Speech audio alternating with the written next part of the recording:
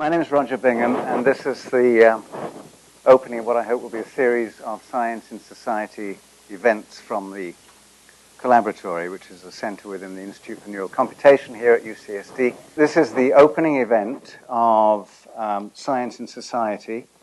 So what I would like to do is to just introduce,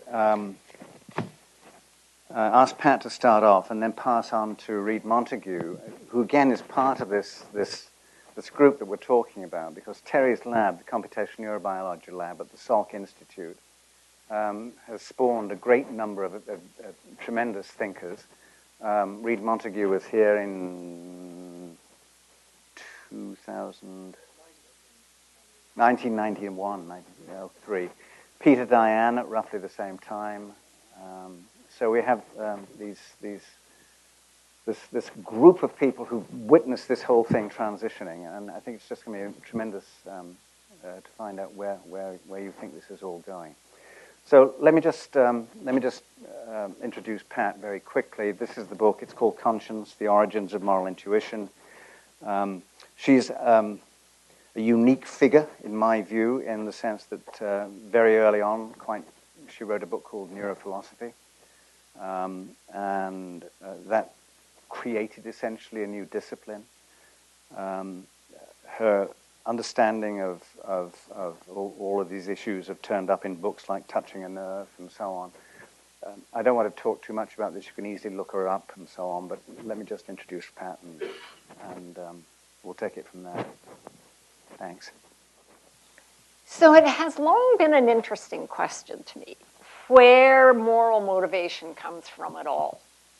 And I was fascinated. I mean, I really never expected that neuroscience would ever shed any light on it. I thought it was just going to be, way too mysterious and we'll never get there. But in actual fact, we do know a little bit. And it's a little bit that will guide us in our next step. So in 1871, Darwin wrote The Descent of Man. And in The Descent of Man, amongst many other wonderful things, he raises the question, so where does our moral sense or our conscience come from? And he proposes an answer. He says there are really three features. There is instinct. And secondly, that's not music, I take it, no. And secondly, he says, there are skills and habits. And third, there is reasoning, or what we might call problem solving. And it seemed to me to be a really striking thing, especially because as a philosopher, I knew what Aristotle had said about 350 before the Christian era, 350 years before the Christian era. Aristotle said much the same thing. We are social by nature, by which he meant we have an instinct to be social. We like to be together, we solve problems together, we feel disappointment when we are rejected, we like approval, we dislike disapproval. We are social by nature. Like Darwin, he saw that the second really important thing had to do not with how we are by nature, but how we learn things. And that we are powerfully disposed to form habits and skills, not just to navigate our physical world, where we learn about hammers and saws and so forth, but to navigate our social world. And that, perhaps unbeknownst to our conscious selves, we internalize the ways of our community.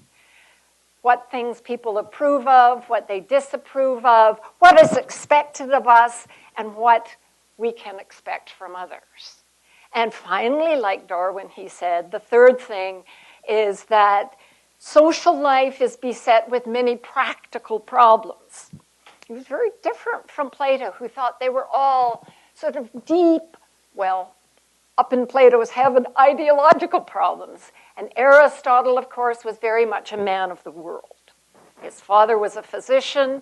He had understood quite a lot about how to deal with the physical world. He was very practical, and he thought problem solving in the social domain is fundamentally a practical issue about how we are going to get on in our social life. And what I think is new and somewhat surprising in a way is that we now understand a little bit about each of those three things. We understand a little bit about what it means to be social by nature. We understand a little bit about how the reward system works such that we internalize norms, sometimes without our even being aware that it's a norm that we're internalizing. Where I think we know the least has to do with reasoning and problem solving. That is, neurobiologically, we know the least.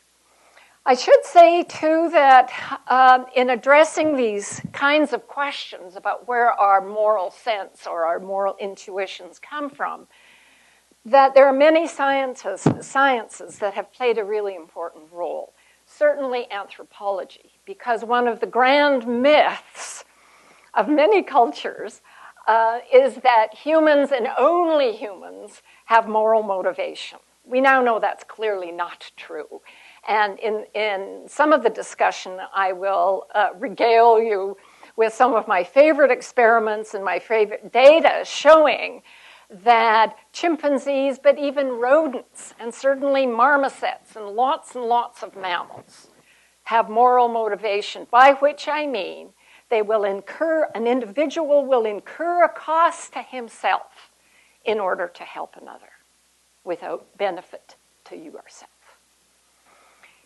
And so anthropology has been tremendously important. Genetics has been important, neuroscience, psychology, and in general, the people who have looked at stones and bones to help us understand what the earliest hominins could do, and also how hunter-gatherer societies live, and whether or not their moral norms are governed by or have their origin in the idea of a divine lawgiver. And although we can go into this more in the question or discussion period, it's very clear that until about 10,000 years ago, with the advent of agriculture, hunter-gatherer groups survived and did well when they did, without benefit of the idea of a divine lawgiver. They might have had ideas of spirits of this and spirits of that and so forth, so-called folk religions. But their moral behavior, and we know this from living groups of hunter-gatherers, such as the Inuit, their moral behavior was governed by traditions, by discussion, by songs, and ways of solving disputes, ways of settling conflicts, with no idea whatever that the divine lawgiver gave them insight into how best to proceed. So one question then is, all right, if we know a little bit about all this, what's the evolutionary background? I mean, after all, of course, there are social insects, and there are social fish. And even some reptiles seem to like to hang out together. And we want to first of all make the obvious point that in mammalian social behavior, we see a whole new level of complexity, a whole new level of flexibility. That is, to put it sort of crudely, if you think of insects as largely under the control of their genes, that is, their behavior is strongly genetically controlled, that is less true in the case of mammals, and less true the bigger the brain. So, all right, so mammals have this big brain, and they have a kind of capacity for seeing into the future, to see what you might feel if I do this, and and planning accordingly for feeling awkward or bad if I contemplate something that I think will be socially unacceptable. So where did all that come from? I mean, what's the evolutionary story? Now, evolutionary biologists have grappled with this for a long time. And mostly, they have thought, well, whatever the answer is, it has to be that all behavior ultimately has to serve my inclusive fitness. And in a certain sense, that's like saying ultimately it all has to be selfish. But that doesn't actually seem to be what the data from the anthropologists who study animals who aren't humans show. So we have to look at the evolution of mammalian behavior in a slightly different way. So the story seems to go something like this. About 200 million years ago, something appeared on the planet that was really unusual and had almost certainly never appeared before, and that was endotherms, creatures that are able to generate their own heat, warm-blooded animals. And they had a tremendous advantage because they could forage at night when nobody else was around. All the cold-blooded cousins were asleep. And they could forage or go to colder climates, and their bodies would keep them warm. And it was a tremendous advantage. However, as in many evolutionary developments in morphology, it came with a huge cost. And the cost is very interesting. The cost was that gram for gram, a warm-blooded animal has to eat 10 times as much as its cold-blooded cousin. And that puts a huge ecological constraint on the warm-blooded creature. So what happened? Now, if I may speak anthropomorphically, Mother Nature basically said to herself, well, God, these guys have to eat so much. What's the best strategy for giving them an advantage in survival? And roughly the answer was big learning. For reasons that we don't really understand, cortex came into being. All mammals have cortex. Even the lowly shrew and the lowly mouse have a cortex. They come in varying sizes, but all mammals, and only mammals, have a cortex. Okay, quick aside, that's not entirely true. It turns out that birds, and Harvey Carton here at UCSD was one of the first people to realize this, birds actually have something that is analogous in its wiring to cortex. It just doesn't look like this beautiful six-layered, highly structured thing. But I'll just, for reasons of time, I'm just going to talk about mammals. So that was a great thing. You have big learning. But the problem, the solution to foraging, if you're a warm-blooded animal, namely cortex, also comes with a cost. So what's the cost this time? This time the cost is as follows. We know that when you learn something, there has to be gene expression that makes a protein, and the protein has to be incorporated into structure, and structure has to grow. There have to be sprouts on the dendrites, there have to be new synapses, there has to be axonal branching. You have to have stuff.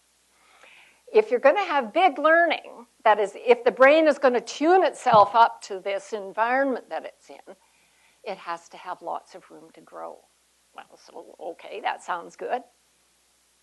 But that means that the baby has to be very immature when it's born, so the brain can tune itself up to whatever environment it happens to be in. If you're going to be a big learner, you've got to be a stupid baby. So Mother Nature says, well, you know, that kind of backfired. So what's the strategy now? Because you've got this vulnerable baby that is easy pickings for any of the cold-blooded creatures who happen to be around. And the answer was, well, take that fundamental wiring that everything has, to take care of itself, to see to its own warmth and food and safety, and expand that to the baby. And since the mother is giving live birth, she's the one that's around, change her wiring and make her attached to that offspring. In other words, expand the sense of self from me to me and mine, so that I will take care of my offspring in much the way that I take care of myself. So just as I feel pain if I'm threatened by a predator, so I feel pain when my baby rat falls out of the nest. And then I get the rat and I put the baby and I put it back in the nest and I feel good. So basically, it's not that there was a whole new system for social emotions. It's rather that the old system for seeing to our own needs got expanded, and attachment to others became a style that we see in all mammals. And a simple way, I think, of thinking about this is that if you are attached to your baby, then you care for that baby and you protect it even when circumstances are very dire. And that is a kind of morality. So it's like attachment begets care and care begets morality. And once that's sort of in place, then, of course, there can be adjustments to the genes so that you can become attached not only to offspring, but to kin, to friends, and to mates. And here, of course, the story turns to what we learned in a very surprising way about mate attachment. Where is Roger the timekeeper? Okay, I better sort of try to wrap it up quickly. Anyway, what we know about mate attachment, we learned initially from the prairie voles. So many of you will know this story, but it's my favorite story, so I'll tell it anyway. So there's many kinds of voles. There's montane voles, and they're kind of like what everybody thinks rodents are like. And that is the male and the female meet, they mate, and then they go their separate ways. So she's going to have the babies, and he's looking for more action. Prairie voles are quite different, by and large. So what happens in this case is the male and the female meet, they mate, and now they are bonded for life. And what does that mean? It means that most of their sexual action takes place between the two of them, that the male helps rear the pups, he guards the nest against others, and if they are separated, they get very depressed. They want to be together. They like to hang out together. And I can give you exactly what that means experimentally if you like. And moreover, there's another aspect to this, and that is that prairie voles tend to live in a large community so that the siblings also help rear the pups. So it's much more social, shall we say, than what we see in the case of montane voles. When this behavior was initially discovered, a number of neuroendocrinologists sort of scratched their head and thought, what's the difference in the brain between the prairie voles and the montane voles? And after a few sort of false starts, the basic answer came. And it's that in a very specific part of the reward system, namely the nucleus accumbens, there is a much higher density of receptors for oxytocin and in the prairie voles as contrasted to the montane voles. And the sibling peptide, vasopressin, also has, in the prairie voles, but not the montane voles, a high density of receptors for vasopressin in another part of the reward system, the ventral pallidum. Now that so far, of course, was only a correlation, but eventually the various manipulations were done.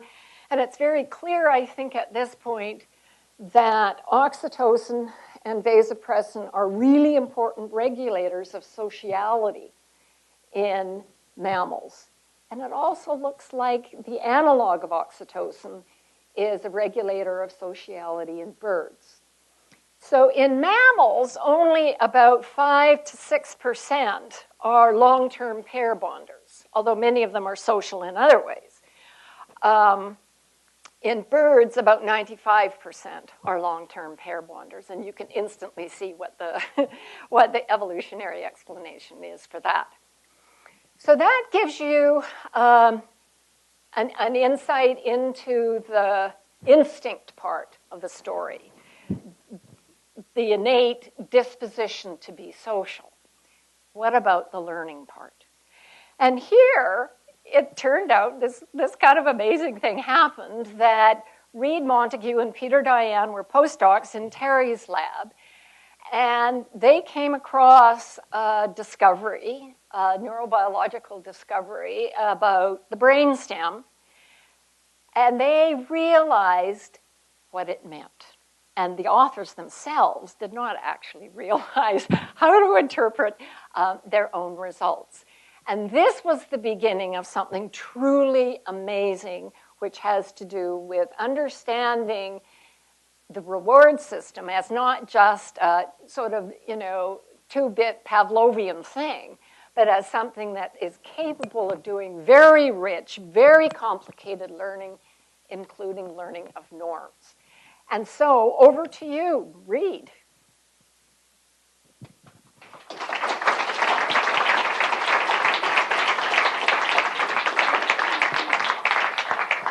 So you've got some slides, haven't you? I have two. Because one of the slides has got an image, the third slide, the third one. Plug this in? It's got an image on it which relates to what you've been talking to, but in terms of political beliefs and so on. And you said that there was a fairly major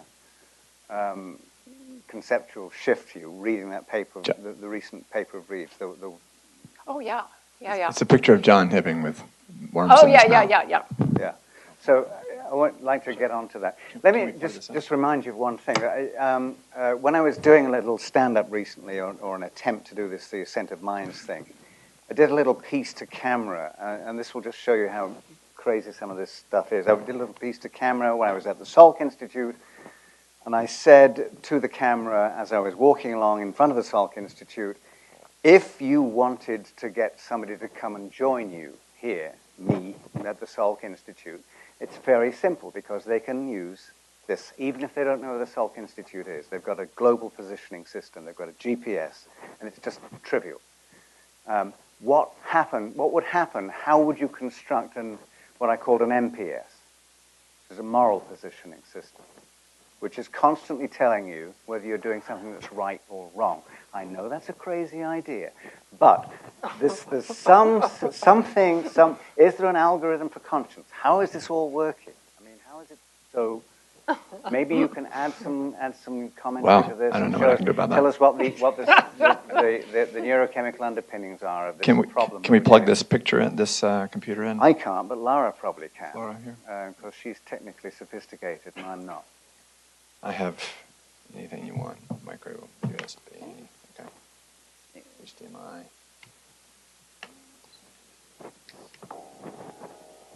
Oh, back to the music. Okay. Okay, I'll make this short. I can't really improve. That was captivating, Pat.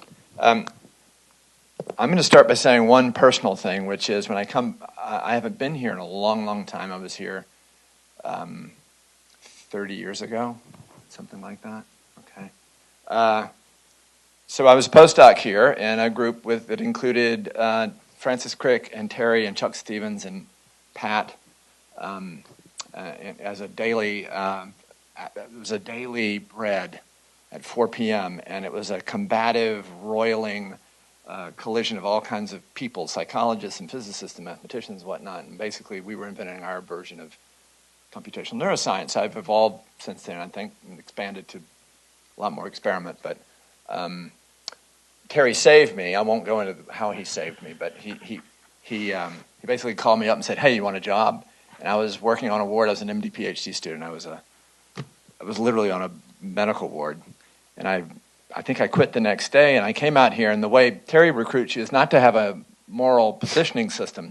He just comes and gets you at the hotel. He drives you to the back parking lot of the Sock, and he says, get out of the car and look at the Pacific.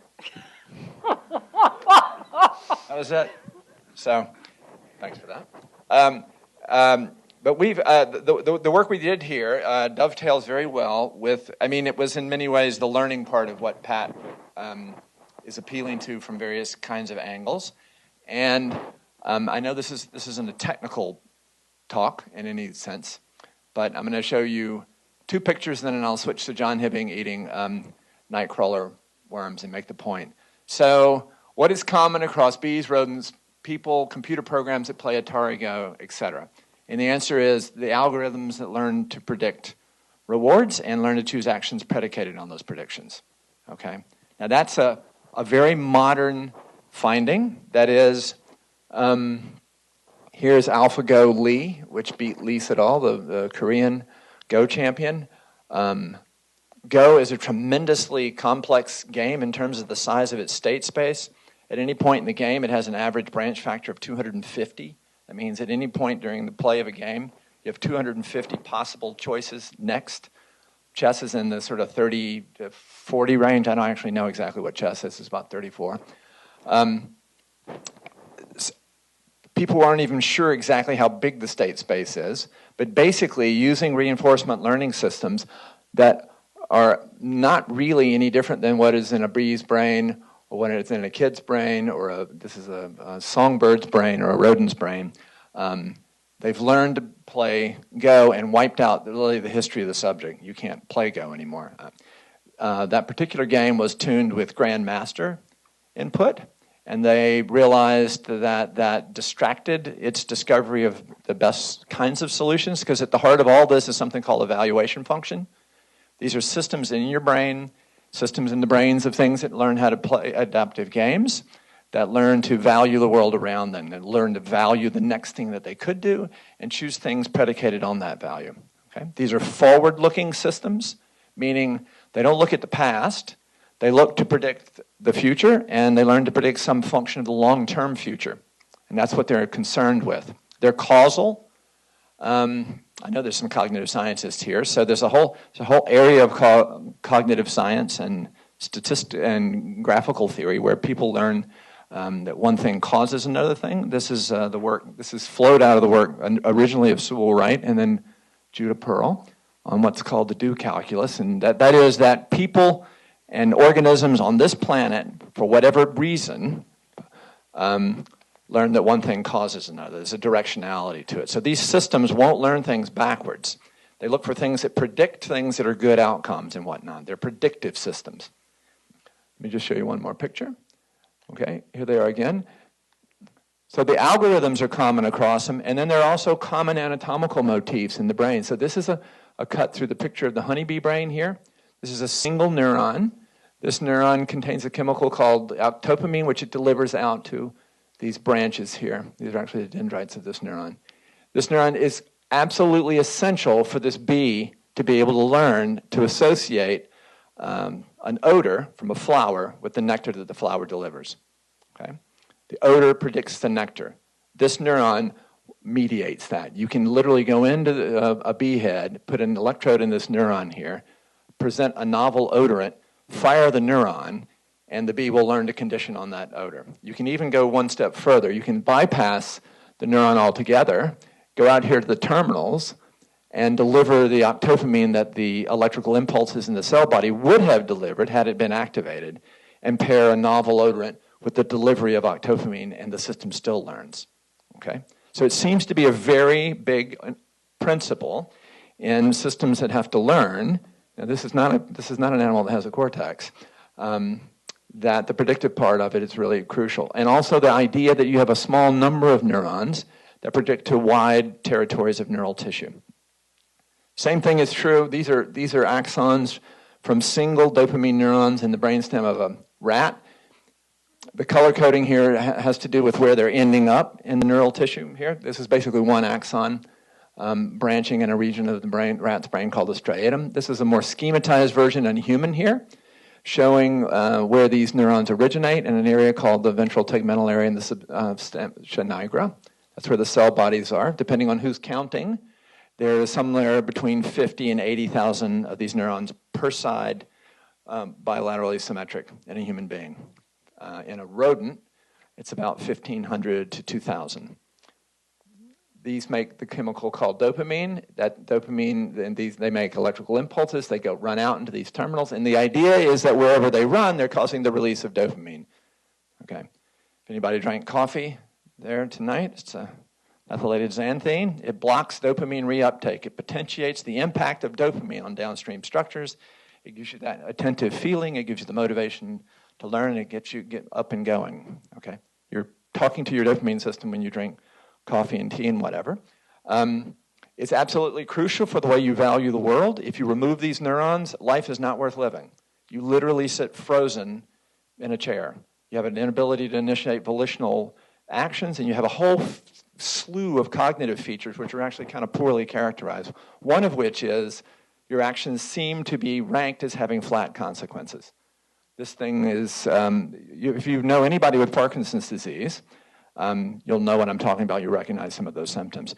The symptoms are a lot more subtle than that when you start digging in, but that's the basic fact. When you show up in front of a neurologist, you've already with symptoms, you've already lost 70 to 80% of those neurons. We don't know why that happens, but we do know a lot about now when they fire, why they fire, and how they do associative learning of the kind that Pat really requires, of the kind of learning and tuning you have to do to have attachment and to have reciprocating interactions with other creatures like yourself.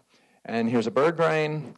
It also has a ventral tegmental area that has dopaminergic neurons that projects up to an area that's crucially involved in song learning. Bird sits and listens to a male singing to it for about a year. It uses that, lays down a template, and uses that template to teach itself using the dopamine input. So this is a motif.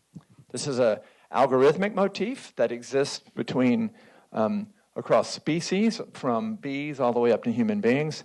And it has structural commonalities across them, as you can see here. So something's really important for evolved organisms in this world to learn to predict things into the future, to do valuation that's both long range and flexible. Okay? The things that you learn now may be good for now, but they may not be good next week when all of a sudden the creek bed dries up and you have to go relearn what's valuable again. So they're not only systems that have to look far into the future, they have to look far into a flexible future. They have to maintain a kind of flexibility. And it's these systems that Peter, Diane, and Terry and I worked on 30 years ago when we were here. I, across the last 20 years, have segued into taking this algorithmic perspective and moving into different, I think, expansive domains. What happens when you start thinking about concrete things like choosing Coca-Cola over Pepsi-Cola? When you start interacting with another person who may give you feedback, and it's positive feedback versus negative feedback, the kind of reciprocal interactions you have with anybody that's near you. What happens when you expand and ask these systems to operate in small groups where somebody in the group gives you feedback, you get feedback about how you're doing with respect to the group. What happens when you put a system like this in a setting where you're playing a little gambling game with a computer and you're like Wimpy and Popeye? Everybody heard of Wimpy and Popeye? I gladly pay you Tuesday for a hamburger today. Okay, so you say, loan me $10 today, and you keep saying, loan me $10 today and $10 today, and then one day the guy goes, I'm not going to give you $10 anymore, and you're profoundly disappointed, even though they didn't owe you $10. You've readjusted your expectations of them, right? So we can show how systems like this are profoundly looking to establish a norm, as it were, with both the world or another person. What is this likely to give me? Okay, and this is now 0. I'm going to re-zero to this, and anything above that I'm going to be excited by. Anything below that I'm going to be disappointed by. Okay, I'm just going to do two more pictures. These are the same systems that are hijacked by every drug of abuse that you could name. They cause the cells to fire. They cause dopamine release, like in the case of caffeine. Caffeine will cause dopamine release to be potentiated, so will methylphenidate, methamphetamine, cocaine. Heroin has an impact at the level of the cells themselves. Hijacks this system. But it makes a point. So this is a thought experiment, okay? So suppose I snuck into your room. Okay, this is a weird thought experiment, okay? You have to bear with me here, okay? Okay, let's imagine I'm going to sneak into your room on random time boundaries. You're not going to know it, and I'm going to inject you with heroin. Okay? There's no trace of the injection, and I'm doing it on random time boundaries so you don't get used to, it's not right when you go to sleep every night, and otherwise your body would start to pick up on that. Okay, I'm going to do this for 3 months. Okay, now we're going to vote. At the end of 3 months, how many people think you're addicted to heroin? Anybody? Okay, how many people think you're not addicted to heroin? Oh, about 50-50. Okay, you are not addicted to heroin. Okay, you are not addicted to heroin. The idea of heroin, cues associated with heroin, the sound of the word, anything that reminds you of it, does not cause you to reorganize your behavior, to go do maladaptive things, to go seek heroin. Now, you're sick. You're showing up in front of the doctor. You're throwing up. You have diarrhea. Your body is physiologically dependent on heroin, but we have not paired it with either an internal state or an external cue that systematically predicts the heroin delivery here. You're not addicted to heroin. The point is it's a learning process that gets hijacked. It's not just, oh, you want heroin. You don't know to want heroin. You don't know what's wrong with you. As for all you know, you've eaten a bad eel in that weird restaurant where you pick the eels out and they boil them. Okay, so I'll make one other point. I'm not actually making a point. I just like to show John. This is a colleague of mine called John Hibbing from the University of Nebraska, Lincoln.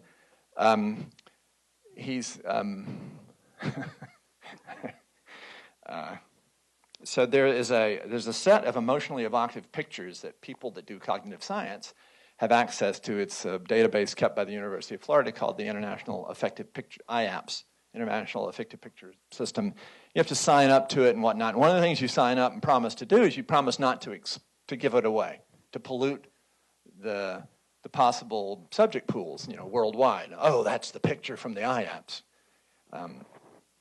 So this is one of the pictures that would be considered disgusting because John Hibbing, who's a political scientist, did the following simple experiment with us. So he found me. He and a guy called John Alford at Rice University were very interested in the biological origins of political ideology. They had been working in a twin registry in Australia looking at the degree to which political ideology, as assayed by a kind of common political ideology survey called the Wilson-Patterson Ideological Survey, was potentially heritable, like height. Okay, the idea would be go to a twin registry and give them all the monozygotic twins and dizygotic twins raised apart and together, the full 2 by 2. You're a twin, you came from the same egg, you have the same DNA, you're either raised together or you're raised apart. You're a fraternal twin, you grow up in the same womb, you're either raised together or you're raised apart. Okay, I won't go through the details of that. The numbers were stunningly big.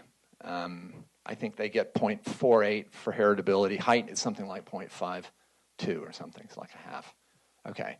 That's not to say that you're inheriting who you vote for from your parents. I didn't believe it. Okay. I didn't believe it. For me, it was like, that's ridiculous. Political ideology is like an accent. The reason I sound like somebody from Georgia is because I grew up in Georgia, and the reason I don't sound like somebody from England is I didn't grow up in England. You inherit this from your environs. That's not right. That's not right. There's a big genetic component for the big features of your social sensibilities that sort of play into what you'd call political ideology. Anyway, you can take and show that what they had was a result where they thought that your reactivity to emotionally disgusting and evocative stimuli should co-vary with your political ideology. I'll let Pat weigh in on this. She's written about it better than I have. So we did an experiment where we showed people a bunch of International Affective Picture System pictures in a scanner and just recorded their brain activity. Okay? And they get out of the scanner, and we give them the Wilson-Patterson political ideology assay, and then we use machine learning algorithms to try to develop a mapping from, can we see responses in the brain that predict their score on the test? Okay? And the answer, the idea, one of the ideas behind this is a set of ideas, I think, promulgated by or supported by Jonathan Haidt, where the idea, where two of the things that you had to get right a long time ago is dealing with contamination and dealing with physical threat. Okay? If you don't deal with contamination right, if you're not scared of contamination, if you organize your culture so that the bakery and the abattoir is right next to the latrine, that's a really bad idea. Okay? So there's a cultural constraint. Don't build the latrine right next to where you prepare food. Okay? Whether or not that's true, I don't know. But the fact is, you can develop a mapping from the response to these pictures to how you respond on this test that's so good, it's ridiculous, really. You can just predict how people are going to score on the test, and you can predict how they're going to vote. And it's certainly not going to end up being that simple-minded. But these pictures we know are activating the same sort of reward systems that are used to sort of run toward good stuff and run away from bad stuff. And so that's why I put that up there. And so that's my little synopsis for me.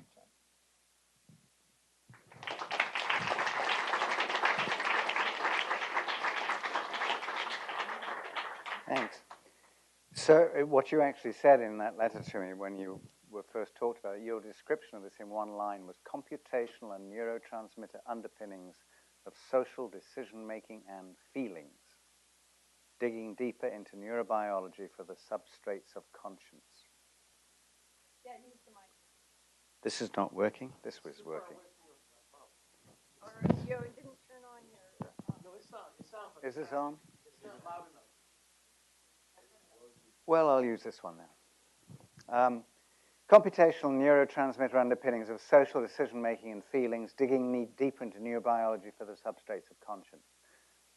Do you want to add something to what Rita was just saying then? And I'd like to talk to some of the audience and find out whether they're actually identifying with this description at this kind of level. Yeah, I mean, I think... do you have your own... Yeah, I do. I mean, like Reed, I initially thought that the suggestion that ideological attitudes might have a heritable component was outrageous. It just seemed to me most likely that it was all learned. But I think what really kind of turned me around was thinking that although we don't really understand this range of areas that are more active in someone who is, shall we say, a traditionalist, and much less active in someone who is a non-traditionalist. We don't have a name for all of these areas. They're not the, whatever. It's a kind of weird collection. And so it made me think that temperament is really what we're talking about here. And temperament isn't something that is well defined. It's not something for which we have very much in the way of neuroscience. But that our temperament, just as we understand that in a common sense way, probably does have a lot to do with sort of shaping our social style, shall we say, so that it makes, for some people who have a certain kind of social temperament, they will be find some norms harder to learn and harder to accept than certain other people. Or they may find it easier to change their mind about certain norms than other people. And then, of course, there's everything else in between. And so it's not that I really think that the correct description of what you guys found is that ideological attitudes are highly heritable, that is about 0.48 heritable.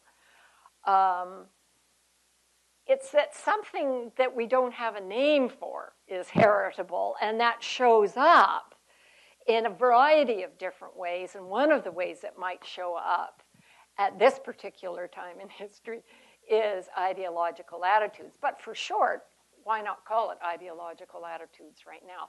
I just thought it was a stunning result, and I'm still surprised by the result.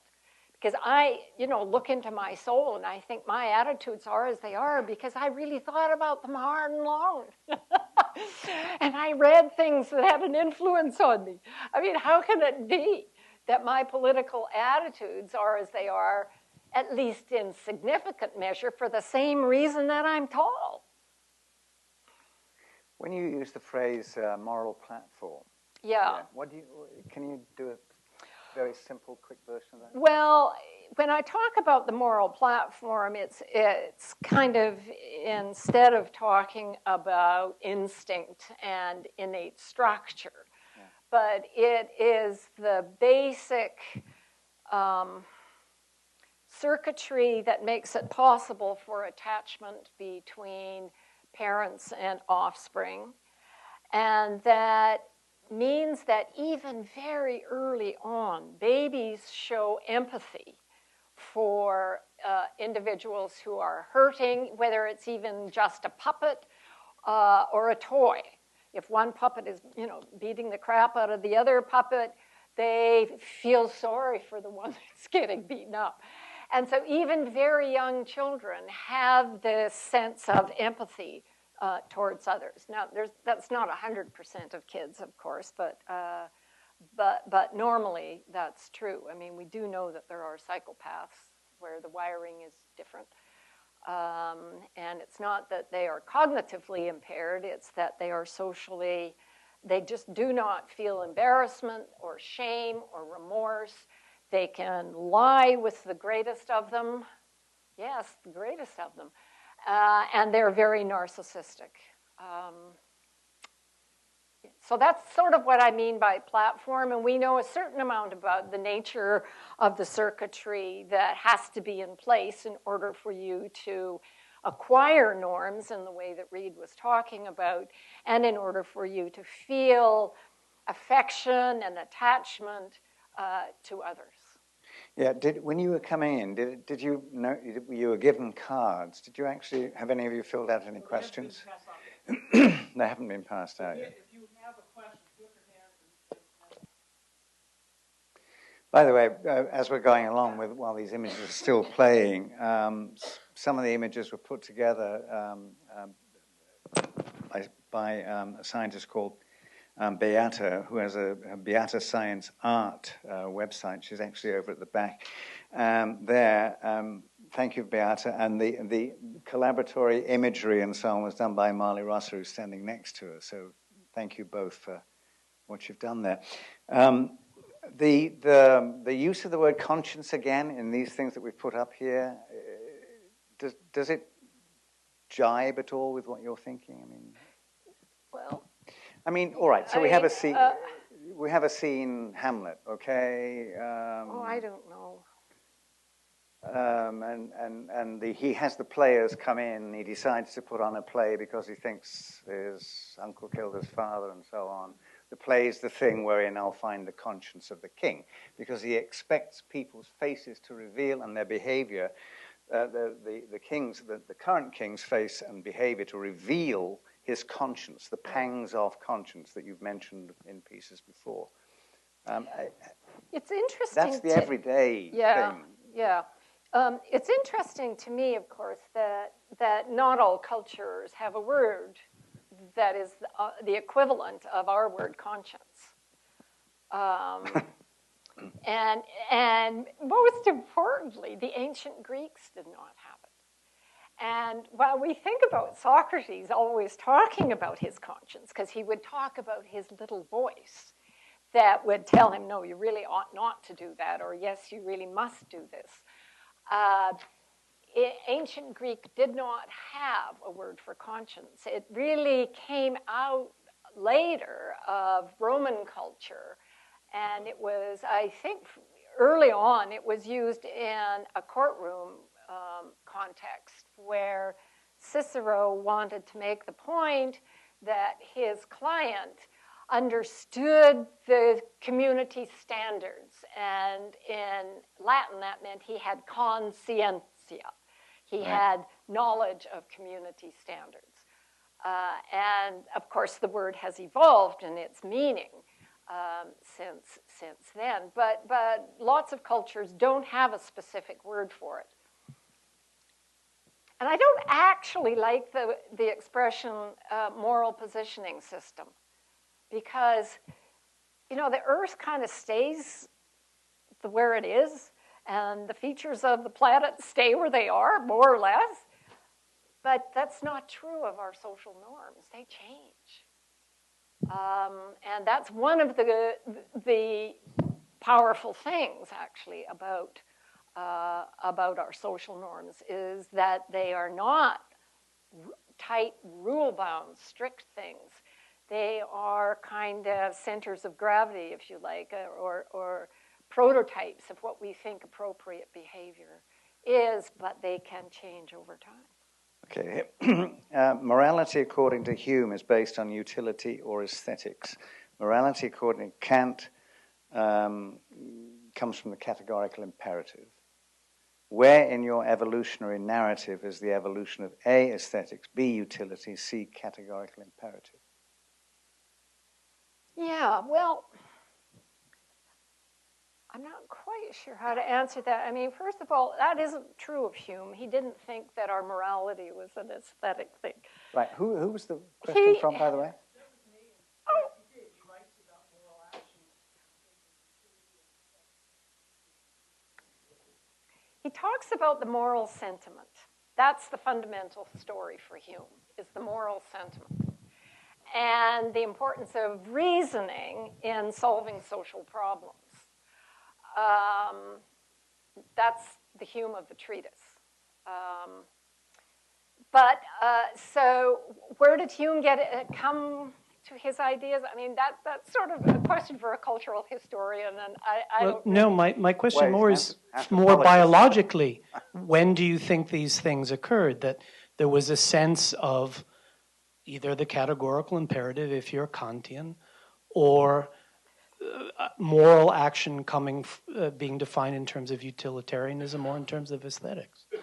I'd like to know that. I don't think it's very new. I think the categorical imperative basically just says you don't get to make an exception of your own case. That you don't get to say everybody has to follow the law except for me because I'm me. So I mean that's a simplified gloss on it, and the simplification is necessary because otherwise Kant is ununderstandable. But, you know, everybody has known since ever. I mean, you'll see this in Aristotle. You'll see it in Marcus Aurelius. Everybody knows that the consequences are important. So when the utilitarians framed the utilitarian principle, which says something is right to the extent that you maximize aggregate happiness, that wasn't just saying the consequences are important. It was saying that the only correct way to make your moral decisions is to adhere to that. And if it conflicts with values, tough biscuits. And that, of course, has been the soft underbelly of utilitarianism, is that sometimes you can calculate the utilities. Here would be an example. So why wouldn't we do this? Raise babies, let's just say a room of 20 at a time, and then by the time they're a year old, harvest their organs for people who need them. So if you have 20 babies and you manage to save 200 humans, the utilitarian math is straightforward. We're done. And yet I think most of us would be truly horrified because it's a case where a value, something that we hold really deeply because it involves children, is trashed. It's of no consequence. And you can, any undergraduate will come up with lots and lots of examples like that. So that's been the problem with utilitarianism. And that doesn't mean that the consequences don't matter. It's just that they're not the only thing that matters. And because Reid works on decision making in brains, and maybe this is kind of in concordance with how you think of it, but if you think that decision making in general is a constraint satisfaction process, whether it's about building a house or moving to another city or taking a new job or whatever. It's a constraint satisfaction process, meaning there isn't just one rule that you abide by, like do the cheapest roof possible on your house. There are other things that come into play. Would it look nice? Would it last long? And so forth. So many constraints feed into it, and that's also true of moral decisions. Yeah. We do take the consequences into account, but it's not the only thing. We care about our values. We care about whether it clashes with other norms, about what people will think of us, about whether we can live with our decision, and so forth. So, Reid, this might work for you because you do a great deal in this area. The simple picture of the reward system's effect on learned behavior works on the clean dichotomy of good versus bad. But in the complex world of unknown rewards and long-term returns, how does this system function?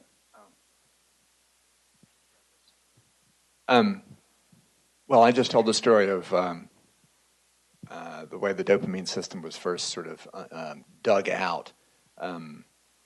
Serotonin, for example, that you all will have heard of because you've heard of SSRIs, is known to be involved in learning to wait, learning to persist in the face of wanting to quit, being aversive to things. It's a little more confusing than dopamine. The dopamine system itself, in new experiments in rodents, has been shown to have specialized cells that projections that specialize in consumatory behavior, cells that seem to specialize in social behavior. It seems to be different. Those seem to be separated from one another. And then all of that is poured into a pot with the degree to which you should be willing to work hard for something, right? And that depends on all kinds of things. For example, how hungry you are.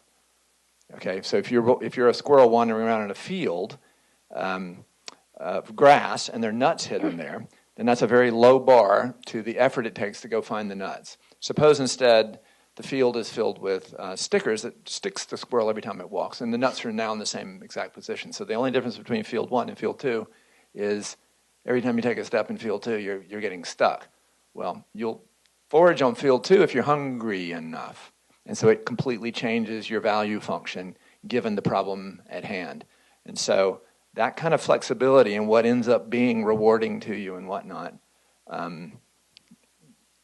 that's probably the basis of things like the Stockholm Syndrome. If somebody comes and breaks your arm every Tuesday, you get into a perturbed state where all of a sudden you're thanking somebody for not breaking your arm this Tuesday. And so we have not until very recently had an ability to study these systems at the same time. That is, we've not until literally the last 5 years had an ability to make fast recordings in brains of the release and fluctuation of dopamine and serotonin and norepinephrine and all these neuromodulators. And so that's coming.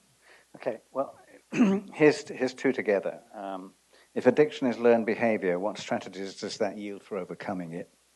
Part 1. Part 2, how can psychedelics impact moral reasoning?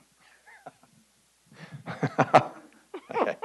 We'll start with the electrocoolate acid test at the end, or psychedelic. Now, let me start with if addiction is a learned behavior. Addiction is a learned behavior. I mean, it's completely learned behavior. If I were giving you the drug and your nervous system did not have something to which to assign the learning, then you wouldn't be able to. You wouldn't be addicted. You wouldn't have a cue that would set you off. There's a lot of work in this domain in an area called behavioral economics where people pit your drug of choice against various kinds of systems of peeing clean into a cup and voucher systems. So you're paid, that's one rewarding stimulus, to not take your drug. You're paid for clean urine. And people have gotten pretty good results with that. However, no matter what you say, no matter what therapy you point to, I work with a guy at Virginia Tech named Warren Bickel, who's kind of wrote the book on this part. It's a chronic relapsing condition. It's just a chronic relapsing condition. 95 to 98% of all people will try addictive drugs at some point in their life, and often to an excess. And only a small percent of people become chronically relapsing drug addicts. And we do not understand that difference very well at all. And so the strategies that we have now are learning strategies. There's buprenorphine and things that block the impact at the receptor level, but those don't provide any kind of long-term. They protect you. Like if you overdose on heroin and we block your opiate receptors, and you won't die right then. Okay, it won't do anything for you long-term. The psychedelics. How can psychedelics impact moral reasoning? I don't have a comment on that. I mean, what is there to say? Of course they impact moral reasoning, you know. People do crazy things on, if you're talking, what are we talking about? Ergotamine and LSD and, whose question is this, by the way?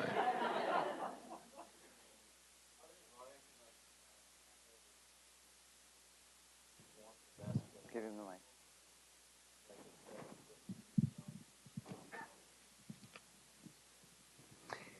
Would you mind just saying this again, because I couldn't hear it. I'm sure the rest of them could.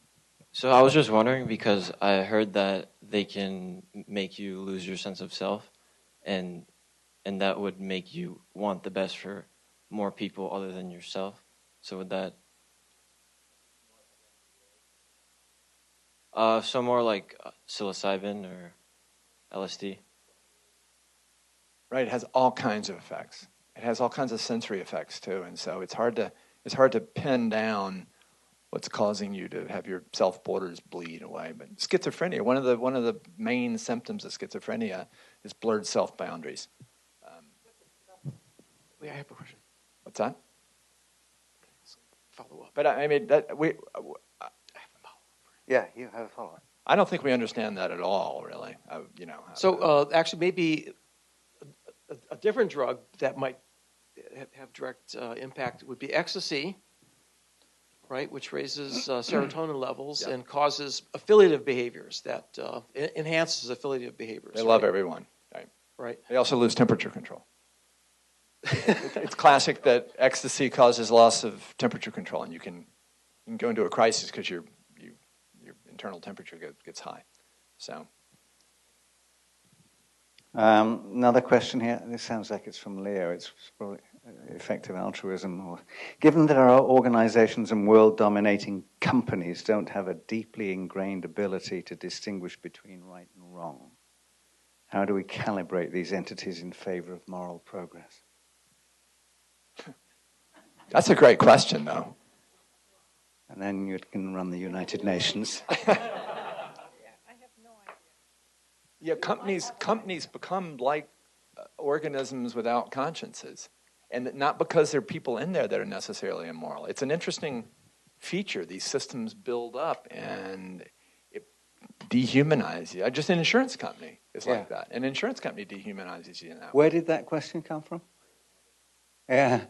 Do you want to elaborate on it for one sentence? Well, I mean, I can't give an answer, which is why I asked the question. But yeah, largely as to the fact that we see certain companies operating similar to how a psychopath might operate, just because they don't have this internal system where they can kind of differentiate between what their core values are and how they're acting, and to see that gap.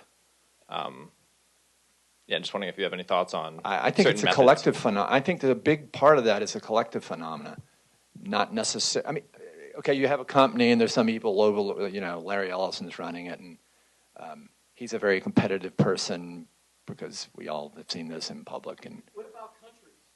Same thing. Same thing. There are all these agencies that form these collective things that are probably thinking in some primitive way we don't understand, and they're not equipped with consciences. Yeah, but so it would behoove us to understand what. But this is where the problem is. Siddharth, why don't you read this question of yours? So this question is inspired by thinking about like morality in different contexts about time. So I wanted to ask, like, take the example of Buddha or Jesus, Gandhi, Jefferson, or many such symbols of moral virtues. They lived in different times than ours. Our moral principles of issues such as LGBT values would have been foreign and repugnant to them. They were products of their own times. We like try to respect them, we try to glorify them, but then does morality depends on social conditions or like time? Because they could not understand our moral values about LGBT or about race.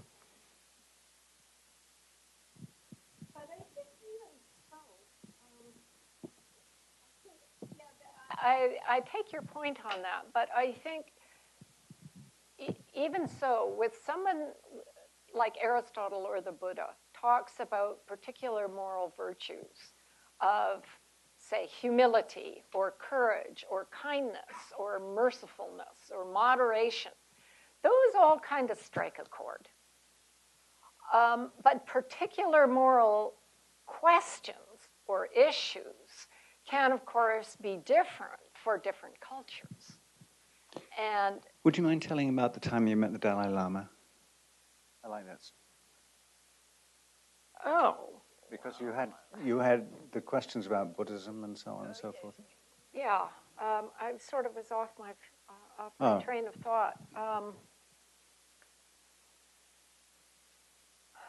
I don't quite know what to say at this point. Okay, well, yeah. It was just seemed on point with what you were talking about. But that.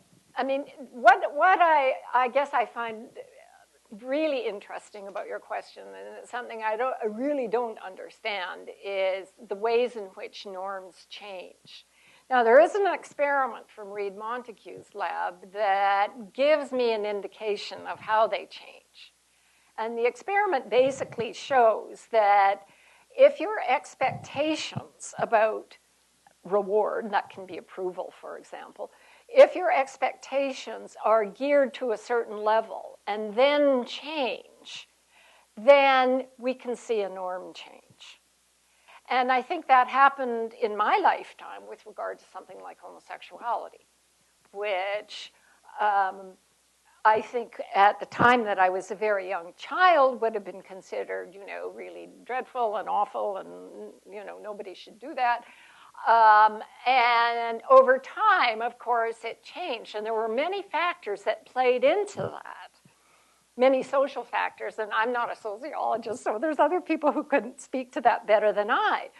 But the sea change with regard to acceptance of that has been absolutely enormous. And so one of the things that would be interesting to understand is more about how it is that norms can change. I mean, there is this sort of philosophical idea that you just have to give somebody a really good argument and their norms will change. And we all know that's psychologically completely false. That's not how it happens. You're stalking me. No, I'm not. Oh, okay. I mean, He's running for office. I have no twinge of conscience at that moment. This was on your point that you just made. Recent studies have connected genes associated with homosexuality with greater sexual success in straight people. How does the evolution of sexuality fit in your view of empathy and the reward system? I don't know. I don't know how it does. It's an interesting question. Yeah. I don't think that we know enough at this point to have an answer, but I could well be wrong. Wouldn't be the first time. All right.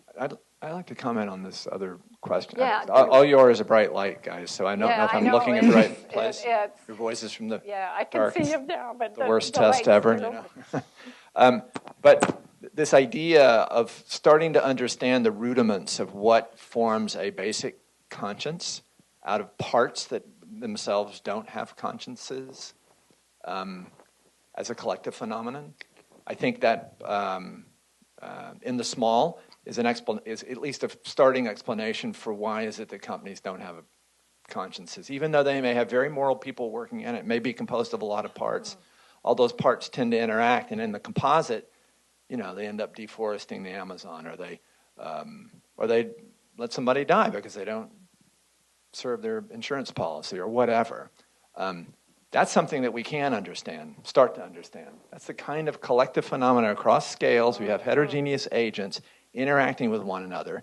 You can ask the question, what would it mean for it to either develop a conscience or for you to install one of some sort? So, follow up here. Does conscience require action? For example, about babies showing empathy. There is still a gap between feeling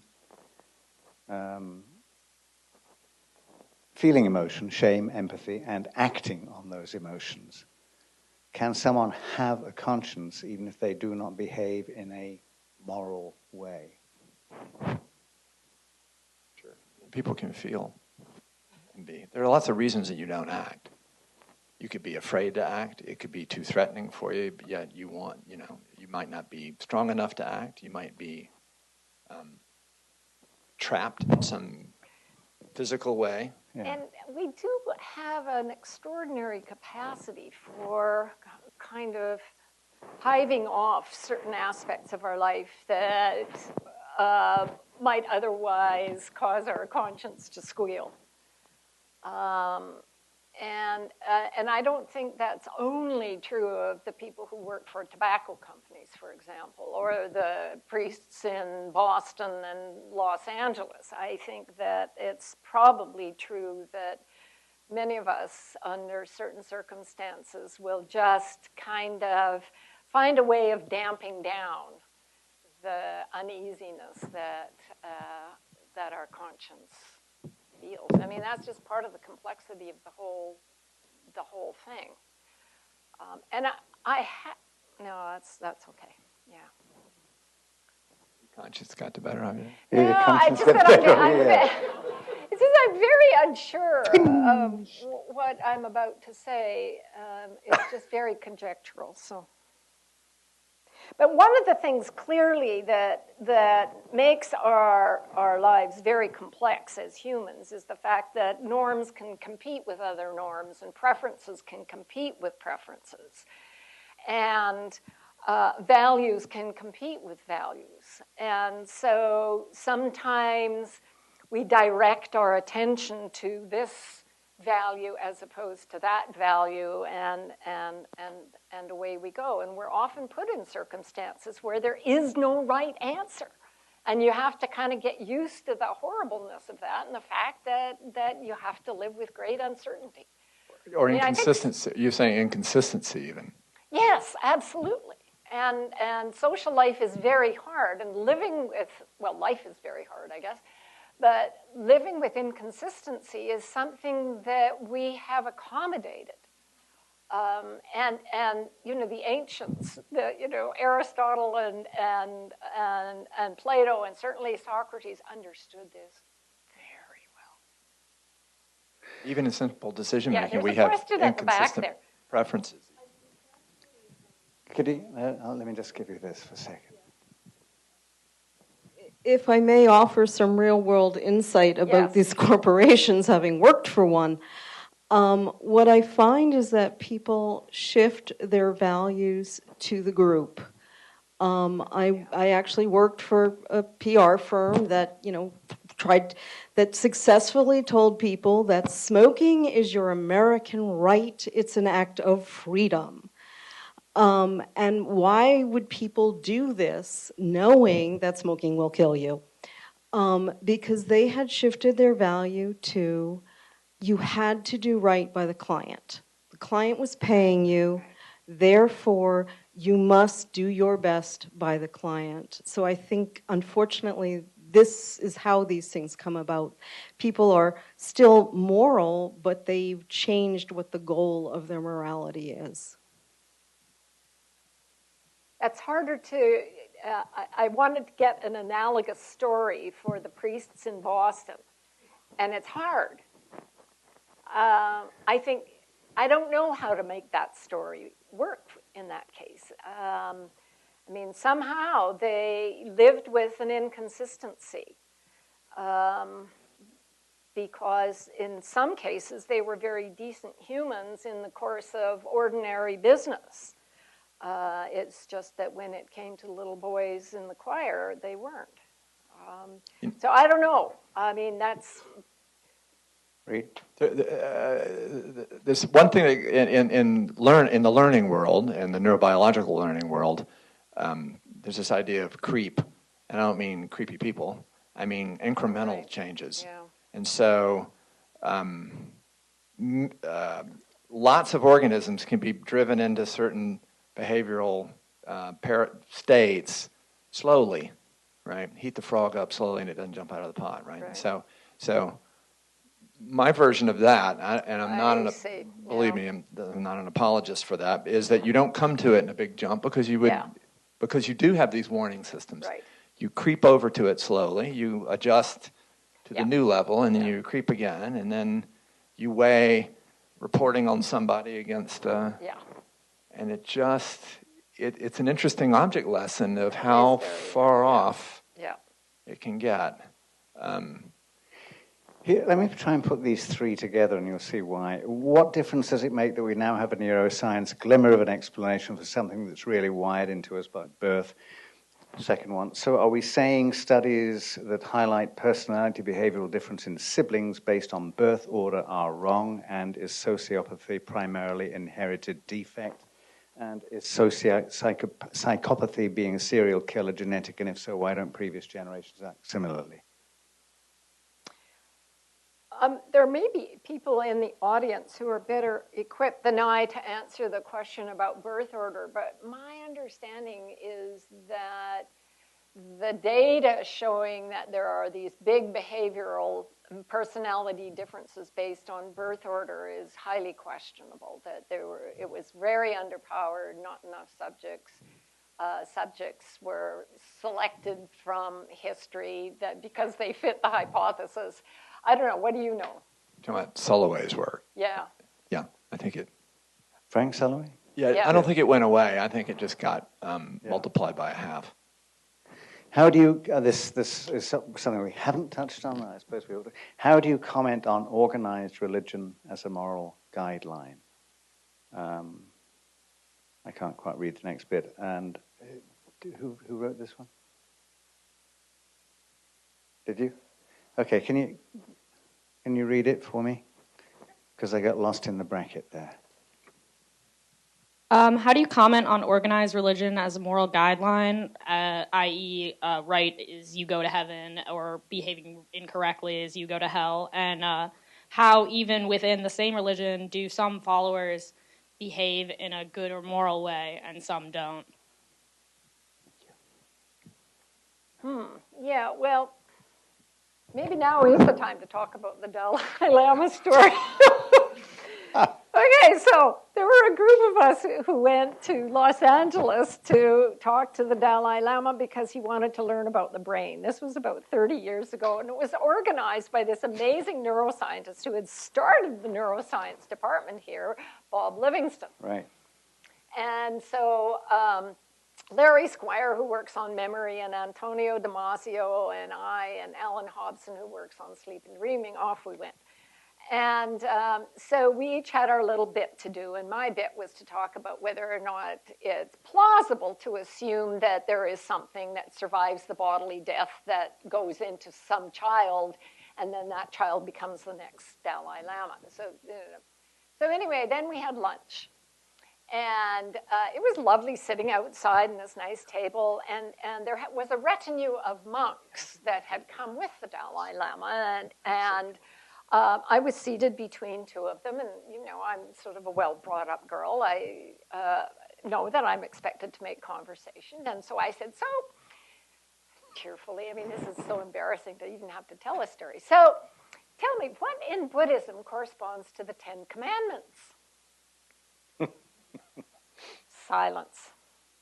And then very graciously, without, making me feel like the fool that I was, they went on to explain how there aren't rules in Buddhism. There aren't rules like the 10 Commandments, that there are models of good behavior, there are virtues like the virtue of being humble or being courageous or being kind. But I said, okay, so, you must have a rule like, you can't have an abortion like, some folks hear about. And they said, no, we don't. But if someone thinks about that's what they may wish to do, then we talk about it, and they talk to their family, and they talk to their friends, but there is no rule. And so I was actually quite dumbstruck by this idea, though I shouldn't have been, because that's really the thrust of Aristotle as well. It's not, morality is not about rules.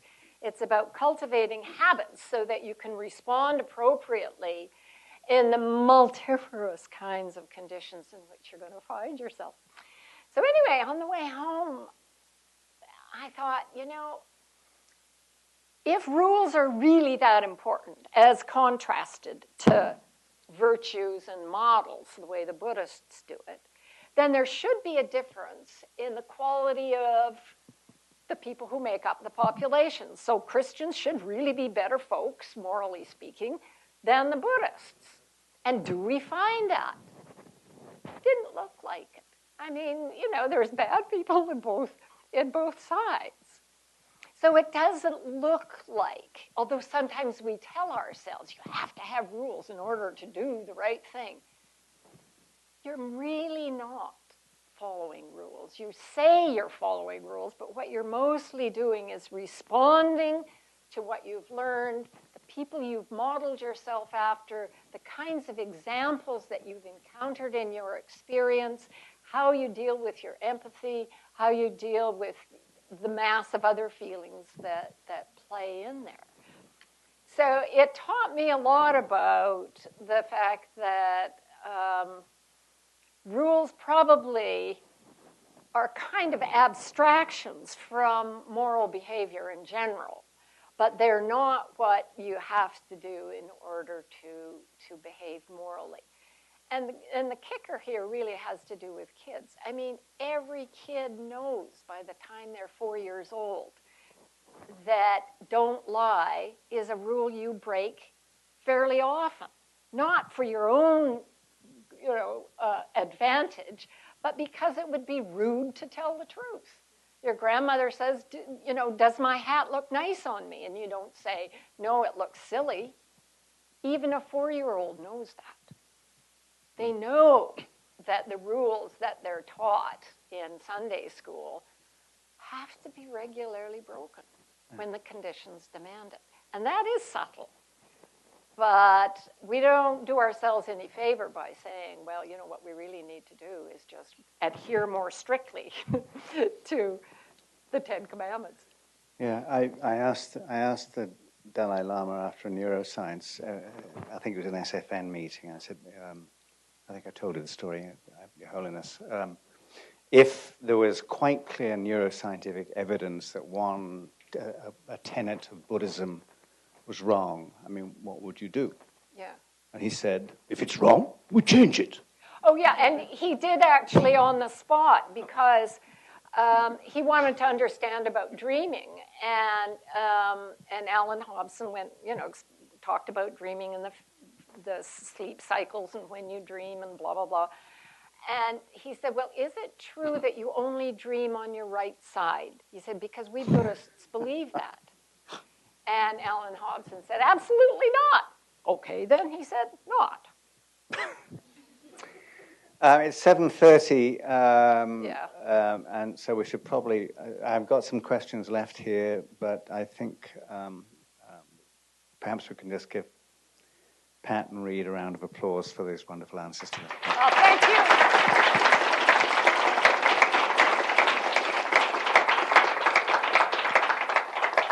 And thank you all for coming, and we'll let you know when the next one is.